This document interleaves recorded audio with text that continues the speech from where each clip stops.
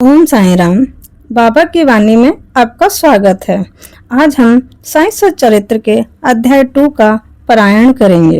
इस अध्याय में ग्रंथकार ने अपने मौलिक ग्रंथ श्री साईं सच्चरित्र में उन कारणों पर प्रकाश डाला है जिनके द्वारा उन्हें ग्रंथ रचना के कार्य को आरंभ करने की प्रेरणा मिली। ये अध्याय 5 भागों में बटा हुआ है। प्रथम भाग है जिसमें लिखने की उन्हें प्रेरणा मिली कि उन्हें ये ग्रंथ लिखना चाहिए।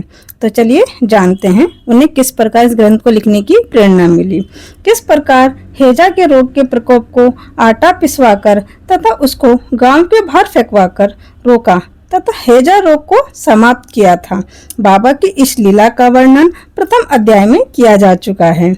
लेखक ने ऐसी ही और भी बाबा की बहुत सी लीलाएं देखी और सुनी। तब उन्होंने सोचा कि इन महान लीलाओं को हमें का वर्णन बाबा के भक्तों के लिए मनोरंजक एवं शिक्षाप्रद सिद्ध होगा तथा उनके पाप अपने आप ही नष्ट हो जाएंगे। इसीलिए लेखक ने बाबा की पवित्र जीवन गाथा और उनके मधुर उपदेशों का लेखन प्रारंभ कर दिया। साईं बाबा की जीवनी सत्य और आध्यात्मिक मार्ग का एक वास्तविक दिग्दर्शन कराती है। इस अध्याय के दूसरे भाग में हेमंत पंत ने बताया है कि उन्हें उस कार्य को आरंभ करने में क्या क्या परेशानियां आई। उनका मन हुआ कि मैं इसके करने के लिए लायक नहीं हूँ। तो ये सब उन्होंने कैसे महसूस किया और कैसे किया, चलिए हम जानते हैं। तो श्री हेमंत पंत का ये विचार आया कि मैं इस कार्य के लिए बिल्कुल भी लायक नहीं हूँ। मैं तो अपने परम मित्र की जीवनी से भी भली भांति परिचित नहीं हूँ और अपनी प्रकृति को भी अच्छे से नहीं जानता हूँ। और मुझ जैसा मूढ़मती यानी कि मूर्ख बुद्धि वाला एक महान संत पुरुष की जीवनी लिखने का दुस्साहस कैसे कर सकता है। किसी संत का चरित्र समझने के लिए स्वयं को पहले संत होना बहुत आवश्यक है।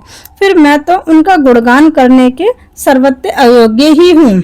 संत की जीवनी लिखने में एक महान साहस की आवश्यकता है और कहीं ऐसा ना हो कि मैं 4 लोगों के बीच हास्य का पात्र बन जाऊं। लेकिन फिर लेखक के मन में विचार आया कि श्री साईं बाबा के उपदेशों का, जो कि वैदिक शिक्षा के समान ही मनोरंजक और शिक्षाप्रद हैं, जिन्हें ध्यान पूर्वक सुना और उनको माना जाए तो भक्तों को अपने मनोवांछित फल की प्राप्ति हो जाएगी। ये सोचकर ही उन्होंने चरित्र की कथाओं को एकत्रित करना प्रारंभ कर दिया। मतलब जो बाबा की जीवनी थी, उनकी लीलाएं थी, उनको इकट्ठा करना शुरू कर दिया, एक साथ लिपिबद्ध करना शुरू कर दिया था। साथ ही ये विचार भी आया कि मेरे लिए सबसे उत्तम साधन भी केवल यही है कि मैं भोले भाले लोग जिन्होंने साईं बाबा के दर्शन नहीं किए, जैसे कि हमने अपने बाबा को एक्चुअल में देखा ही नहीं कि वो कैसे दिखते थे, वो कैसे थे, लेकिन हम उनकी लीलाओं को पढ़कर जान पाते हैं कि हमारे बाबा कैसे थे। तो उन्होंने हम जैसे ही भक्तों की सोच के फिर साईं सच्चरित्र का लिखना शुरू कर दिया। स्वयं बाबा से आज्ञा मांगने के लिए उनमें हिम्मत नहीं थी। तो फिर उन्होंने सोचा कि बाबा से हिम्मत कैसे मांगी जाए, मतलब उनसे कैसे परमिशन मांगी जाए उनकी जीवनी लिखने की। तो उन्होंने माधवराव, उपनाम उनका सामा है, सभी लोग जानते होंगे सामा के बारे में। सामा जो कि बाबा के परम भक्त थे, उनसे बोला कि आप प्लीज बाबा से मेरे लिए परमिशन ले लो। तो सामा ने बाबा से प्रार्थना कुछ इस प्रकार की, आप जरा सुनिएगा किस प्रकार सामा ने बाबा से प्रार्थना की जीवनी के लिए। ये अन्ना साहब आपकी जीवनी लिखने को बहुत उत्सुक हैं, परंतु आप कृपा करके ऐसा ना कहना, मैं तो फकीर हूँ तथा मेरी जीवनी लिखने की आवश्यकता ही क्या है। आपकी कृपा और अनुमति से ही ये लिख सकेंगे। आपकी अनुमति तथा आशीर्वाद के बिना कोई भी कार्य सफल नहीं हो सकता। ये प्रार्थना सुनकर हमारे प्यारे से बाबा को दया आ गई।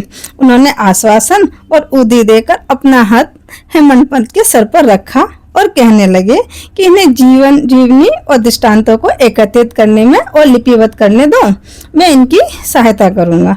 मैं स्वयं ही अपनी जीवनी लिखकर भक्तों की इच्छा पूर्ण करूंगा, परंतु इनको अपना अहंकार त्याग कर मेरी शरण में आना चाहिए।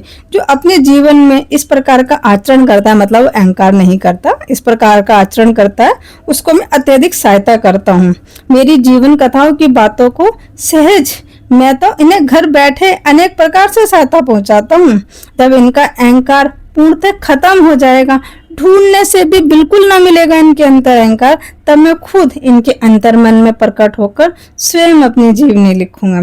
मेरे चरित्र और उपदेशों के सुनने से ही भक्तों के हृदय में श्रद्धा जागृत होकर सरलता पूर्वक आत्मानुभूति एवं परमानंद की प्राप्ति की जाएगी। आप लोगों ने देखा भी होगा कि जब हम कभी अपने साईं बाबा के पास होते हैं, मंदिर में होते हैं, तो एक अलग ही आनंद हमें मिलता है। मतलब जी करता है हम उनको देखते ही रहे। अच्छा बताइएगा कमेंट में कि शिरडी में जाके आपको कौन सा अपनापन महसूस होता है। मुझे तो ऐसा लगता है कि मैं अपने पापा के घर आ गई, अपने मायके आ गई। आप लोग भी बताइएगा कि आपको शिरडी पहुंचकर कैसा लगता है। चलिए अब हम तीसरे भाग के बारे में बात करते हैं कि तीसरे भाग में हेमंत पंत जी ने क्या लिखा है। तो हेमंत पंत जी ने तीसरे भाग में बताया है कि जब वो पहली बार बाबा से मिले तब उन्हें कैसा लगा। तो चलिए देखते हैं उनको कैसा लगा जब वो बाबा से पहली बार मिले। हेमंत पंत जी के दो दोस्त थे, श्री काका साहब दीक्षित व नाना साहब चांदोरकर। वो उनके बहुत ही घनिष्ठ मित्र थे, यानी कि उनके क्लोज फ्रेंड थे।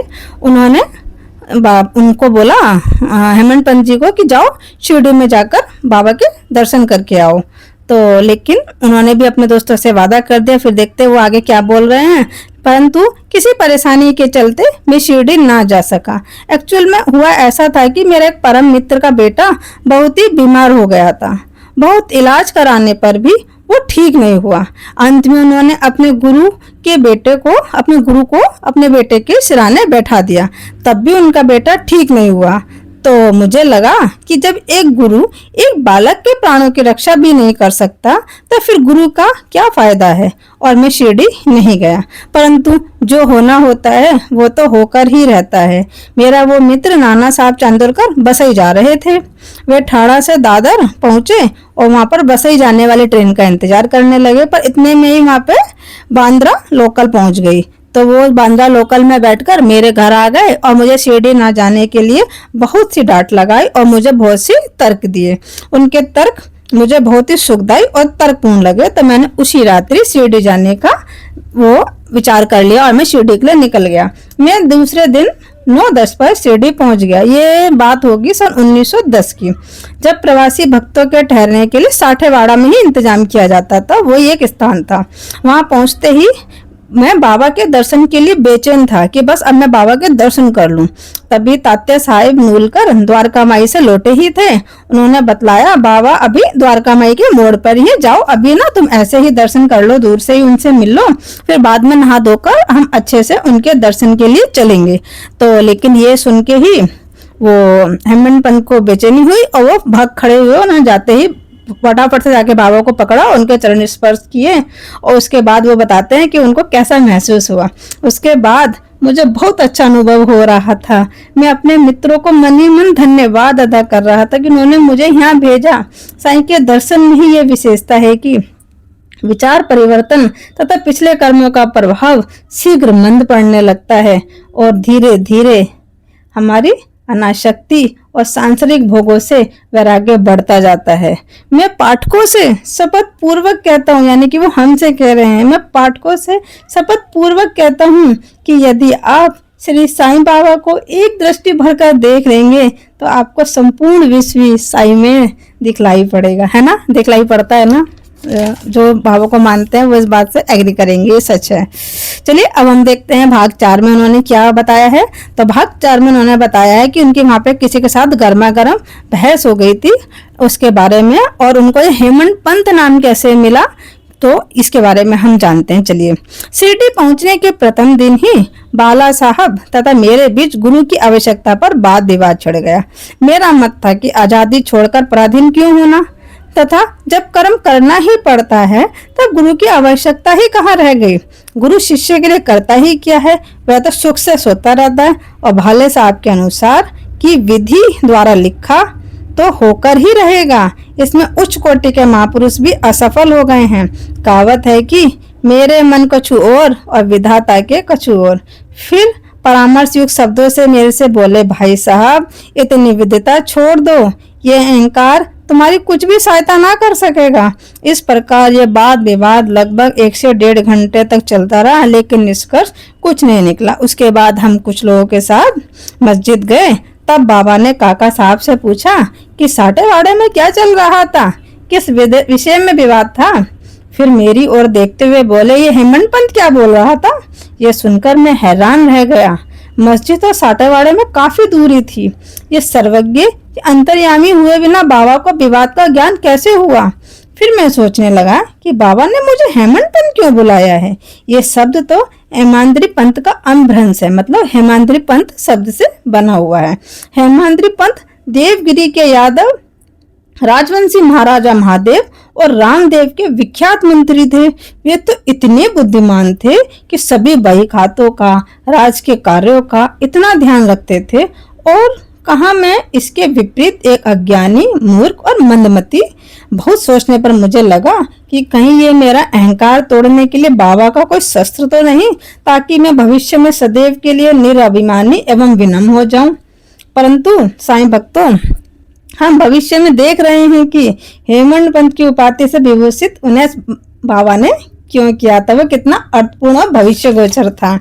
सबको पता है कि कालांतर में दाभोलकर ने श्री साईं बाबा संस्थान का प्रबंध कितने सुचारू एवं विद्वतापूर्ण ढंग से किया, हिसाब किताब आदि कितने उत्तम प्रकार से रखे, तथा साथ ही साथ महाकाव्य श्री साईं चरित्र की रचना की। और चलिए अब हम आगे बढ़ते हैं और भाग 5 पढ़ते हैं अध्याय 2 का, जिसमें उन्होंने गुरु की आवश्यकता है कि नहीं इसके बारे में बताया है। इस विषय में बाबा के क्या विचार प्रकट किए, इस पर हेमंत पंत द्वारा लिखित कोई लेख या स्मृति पत्र नहीं है, परंतु काका साहब दीक्षित ने इस विषय पर उनके लेख प्रकाशित किए हैं। बाबा से मिलने के बाद हेमंत पंत और काका साहब ने मस्जिद में जाकर घर लौटने की अनुमति मांगी और बाबा ने भी उन्हें स्वीकृति दे दी। लेकिन वहाँ पे कुछ लोगों से बाबा की बातचीत चल रही थी, तो किसी ने प्रश्न किया, बाबा कहाँ जाएं? उत्तर मिला, ऊपर जाओ। प्रश्न फिर उन्होंने पूछा, मार्ग कैसा है? तो बाबा ने कहा, अनेक पंथ हैं, यहाँ से भी एक मार्ग है, परंतु ये मार्ग कठिन तथा शेर और भेड़िए भी मिल सकते हैं। तो तभी बीच में काका साहब बोलते हैं, यदि पथ प्रदर्शक भी साथ, मतलब कोई हमें गाइड करने वाला भी अगर साथ हो तो बाबा ने कहा तब कोई कष्ट ना होगा। पथ प्रदर्शक तुम्हारी शेर भेड़ियों से रक्षा कर तुम्हें सीधे निर्दिष्ट स्थान पर पहुंचा देगा, परंतु उसके अभाव में जंगल में मार्ग भूलने या गड्ढे में गिर जाने की संभावना है। दाभोलकर भी वहाँ उपस्थित है, मतलब हेमंत पंत जी वो भी वहाँ उपस्थित है। उन्होंने सोचा कि जो कुछ भी बाबा कह रहे हैं वे गुरु की आवश्यकता क्यों है, इस प्रश्न का उत्तर है। उन्होंने सदा के लिए उस समय अपने मन में गांठ बांध ली कि अब कभी किसी विषय पर वाद विवाद नहीं करेंगे कि स्वतंत्र या परतंत्र व्यक्ति आध्यात्मिक विषयों के लिए कैसा सिद्ध होगा। प्रयुक्त इसके विपरीत यथार्थ में परमार्थ लाभ के बल के गुरु के उपदेश का पालन करने में ही निहित है। इस मार्ग में उन्नति प्राप्त करने के लिए केवल श्रद्धा और धैर्य ही ये 2 गुण सहायक हैं। चलिए अध्याय की समाप्ति करते हैं। ओम साईं राम। वीडियो अच्छी लगी हो तो लाइक कीजिएगा। अध्याय 3 सुनने के लिए चैनल को सब्सक्राइब कीजिएगा।